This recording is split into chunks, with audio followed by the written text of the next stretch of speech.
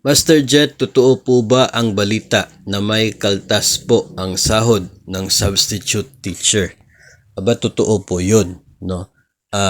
Ang substitute teacher kasi ay bahagi rin ng mga miyembro ng GSIS. Kaya yung isa po sa mga kaltas na sinasabi po dyan ay yung para po sa GSIS. Meron pong porsyon, no, na mapupunta sa GSIS bilang premiums po ng mga substitute teacher. So, ang mangyayari kasi, yung period ng inyo pong pagtuturo as a substitute teacher sa DepEd, counted po yun as part of your service. Counted po siya doon sa tinatawag na years of service sa GSIS. For example, at maging doon na rin po, no, sa paid premiums, sa PPP. Kung kayo po ay nakapag-sub ng nasa 2 taon, tapos ito, mayroon po siyang deduction na premiums, umabot ng 2 years, yung total na pagiging substitute teacher ninyo, mayroon kayong contribution sa GSIS.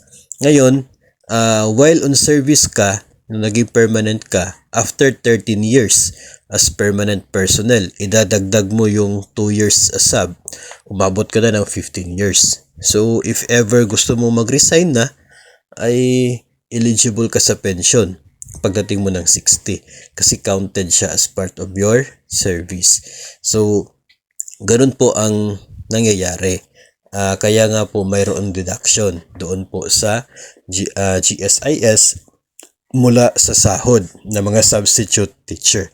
Hindi lamang yung permanent ang mayroon pong GSIS na premiums. Then also, ay counted siya as part of yung tinatawag na PPP, no, period with paid premiums.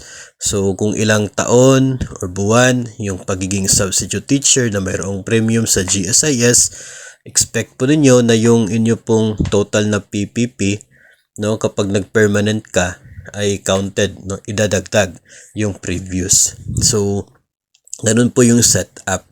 Kaya mayroon pong deduction sa GSIS sa sahod ng substitute teacher.